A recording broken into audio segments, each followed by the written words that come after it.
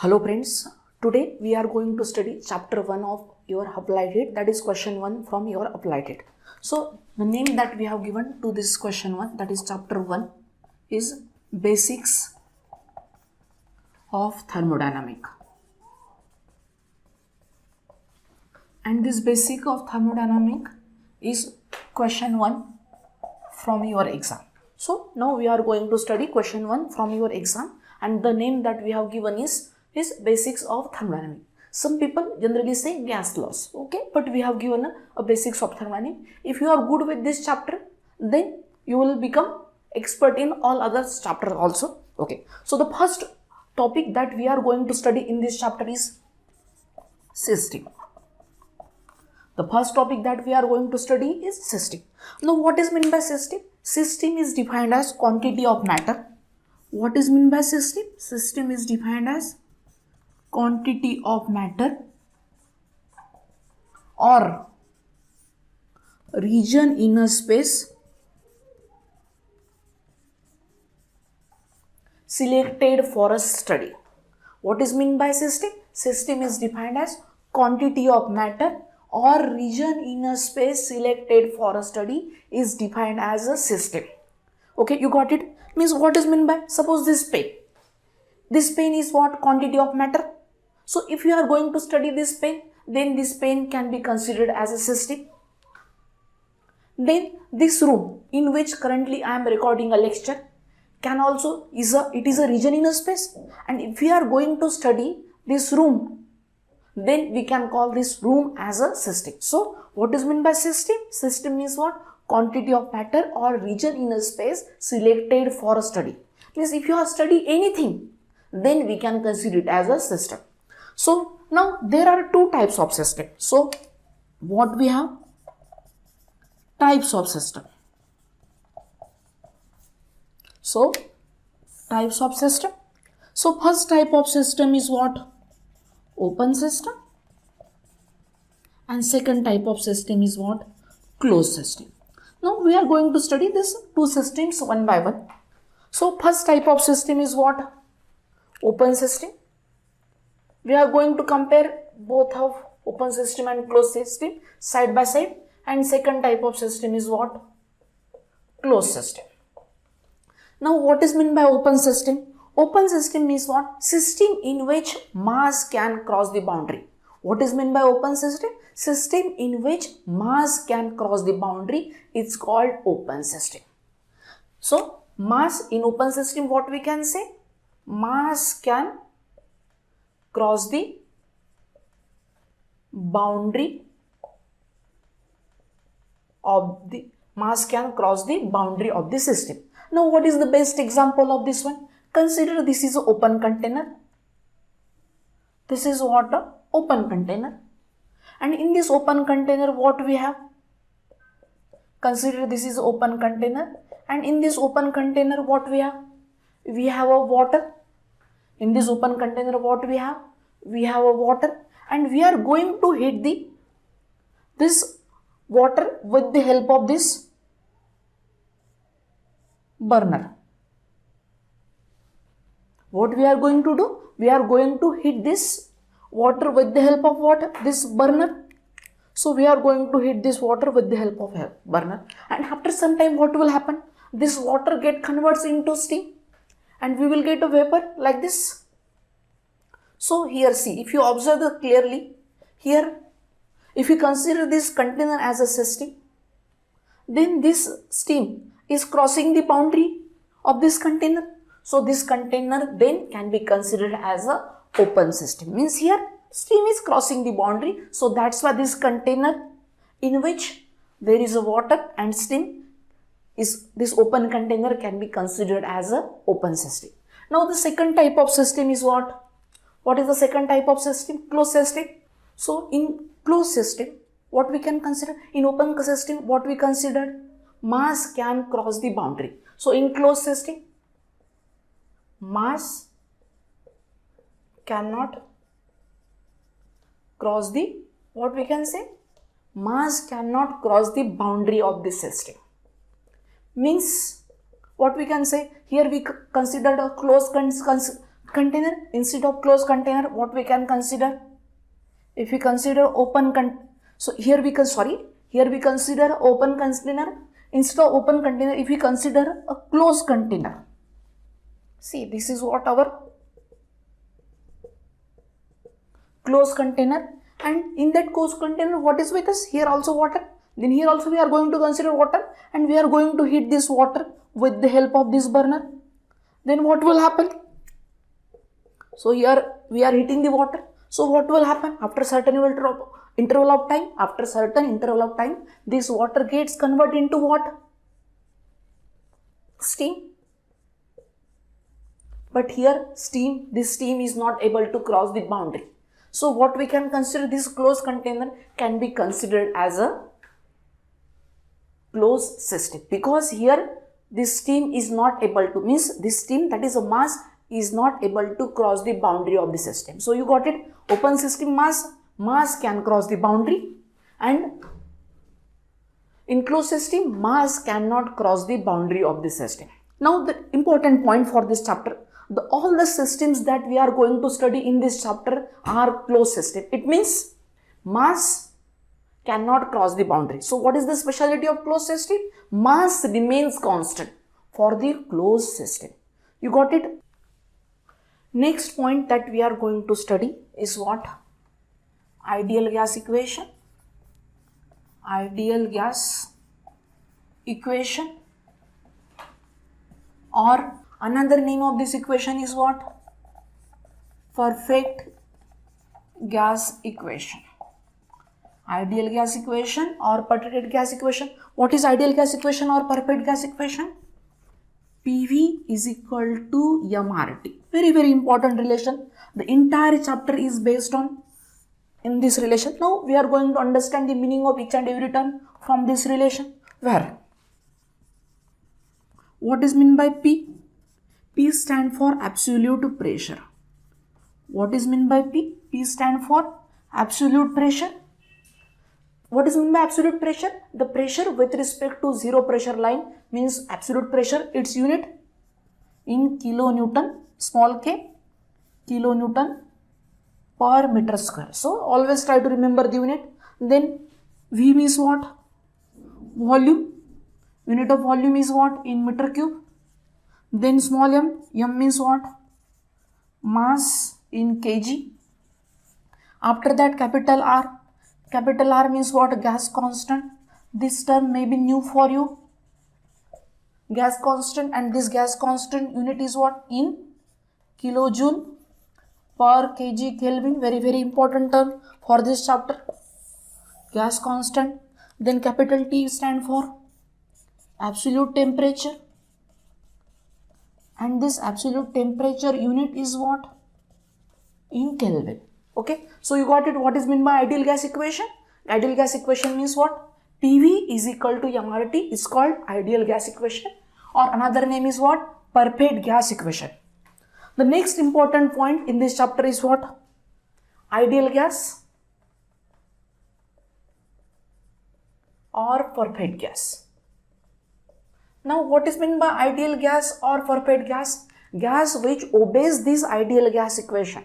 What is meant by ideal gas or perfect gas? Gas which obeys this ideal gas equation is called an ideal gas or perfect gas. Okay, now what are the examples of ideal gas or perfect gas? The best example of ideal gas is air. Then oxygen, nitrogen, helium, hydrogen, carbon dioxide, carbon monoxide, methane, etc.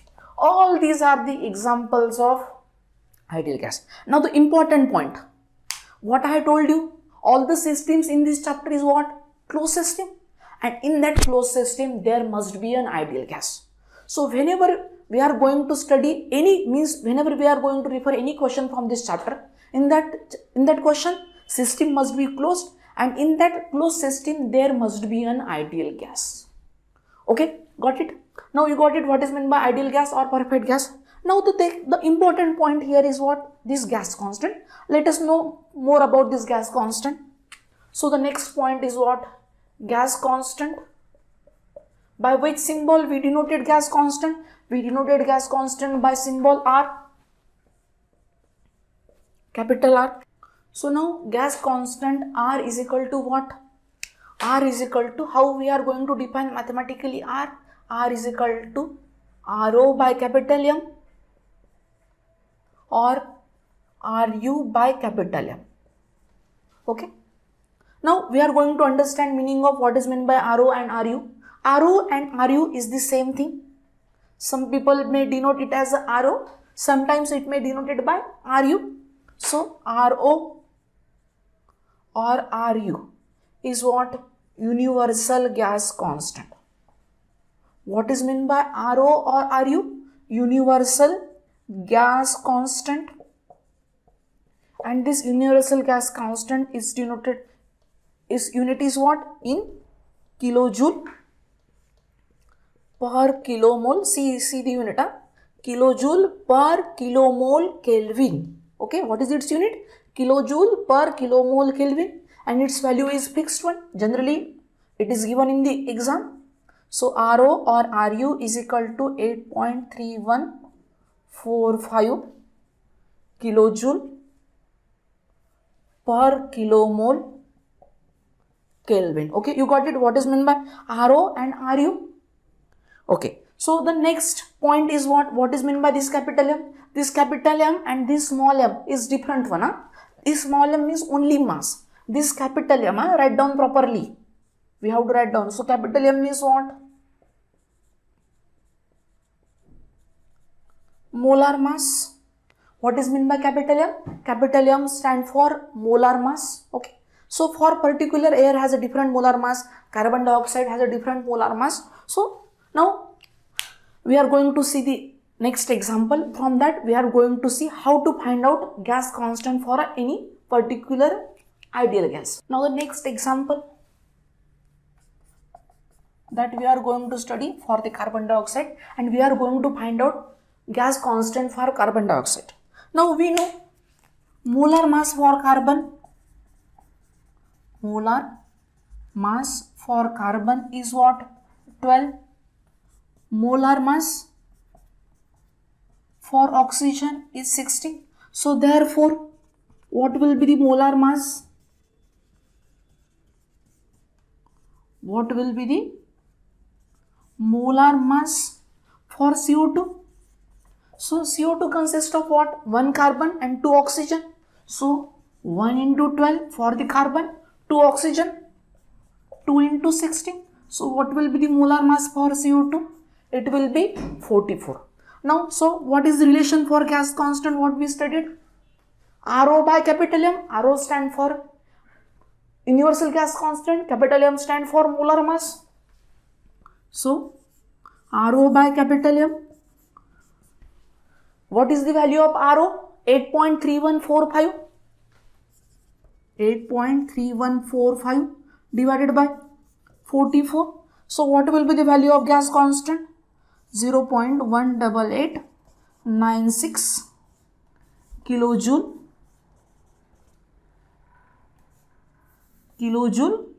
per kg Kelvin. So this will be the gas constant. This will be the gas constant for the CO2. Okay. Next point that we are going to study is a specific heat. Next important point is what? Specific heat. Now how we are going to define a specific heat? Suppose we consider 1 kg of mass and we want to change its temperature by 1 Kelvin. Suppose if we consider 1 kg mass and we want to change its temperature by what? 1 Kelvin. The amount of energy required for 1 kg mass to change its temperature by 1 Kelvin is called specific heat. See once again. Amount of energy required for 1 kg mass to change its temperature by 1 Kelvin, that amount of energy is called specific heat. Okay, you got it? So, for 1 kg mass to change its temperature by 1 Kelvin, it's called specific heat. Now, there are two types of specific heat. First type of specific heat is what? CV. CV means what? Specific heat at constant pressure and its unit, see the unit, not constant pressure, my mistake, C. So C, V stand for, so constant volume, C. Unit is what? In kilojoule per kg Kelvin, okay. Then Cp stand for, C, Cp means what? Specific heat at constant volume. So by default, Cp means what? Specific heat at constant pressure in kilojoule per kg Kelvin, okay. Now, so this is what a specific heat. So we have two types of specific heat, Cv and Cp. Now the next important point is what? Adiabatic index. Next important point is what? Adiabatic index or isentropic index. What? Next important point is what? Adiabatic index or isentropic index, and it is denoted by, this adiabatic index or isentropic index is denoted by what? Gamma. And how to write down relation for gamma? Gamma is equal to Cp by Cv. Cp means what? Specific heat at constant pressure.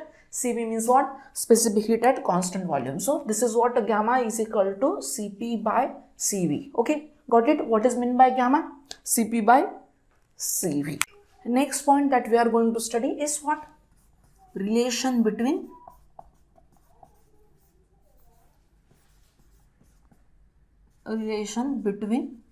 Cp, Cv, R and gamma. Okay, so now R is equal to Cp minus Cv. We have to memorize this relation. R is equal to what? Cp minus Cv. Now we just now seen adiabatic index gamma. What we studied, gamma is equal to Cp by Cv. This is what we have studied. So Cp is equal to what we can write? Gamma into Cv. What we have studied? What we can write? Cp is equal to gamma Cv. Now we can consider this as equation 1 and this as equation 2. If we are going to substitute equation 2 in equation 1, what will equation 1 become? What equation 1 will become? R is equal to what we can write? Instead of Cp, what we can write? Gamma Cv minus Cv. So if we take out Cv common, then in bracket what will remain? Gamma minus 1. So what? Cv equal to will become what? What we can write? Cv is equal to R by gamma minus 1. Very, very important relation. This is very, very useful for while dealing with the question. We will say it as equation number 3. Now we are going to substitute. What we are going to do? We are going to substitute equation 3 in equation 1. What we are going to do? Substitute this equation 3 in equation 2. Sorry, my mistake. Equation 2. So what we can write? Equation 2 will be, equation 2 will be, can be written as Cp is equal to gamma. Instead of Cv, what we can write? Gamma into R by gamma minus 1. Okay. So what will become Cp? Cp is equal to gamma into R divided by gamma minus 1. So this is for the Cp.